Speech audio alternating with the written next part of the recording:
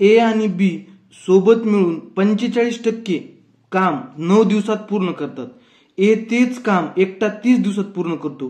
तेच काम बी एकटा किती दिवसात पूर्ण करेल? सिंपल. पहिल्यांदा आपल्याला दोघांचं दिलं बघा.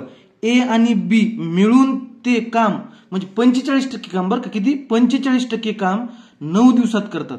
पूर्ण काम दिलं का आपल्याला? नाही. 45%ला 9 दिवस तर 100%ला किती काढायचे आपल्याला? 45% म्हणजे काय असतं मित्रांनो? 9/20 असतं.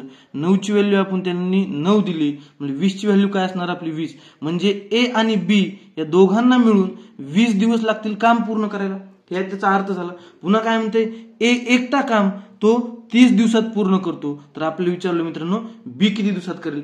सिंपल आहे आपलं. एलसीएम मेथड काढू. 20 आणि 30 चा लसावी किती मित्रांनो?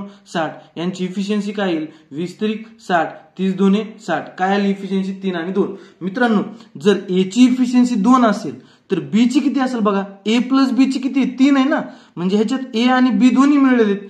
ए जर 2 असेल तर बी किती असणार? 1. म्हणजे बी ची इफिशियन्सी किती असेल? 1. आता मित्रांनो आपल्याला विचारलंय बी एकटा ते काम किती दिवसात करेल?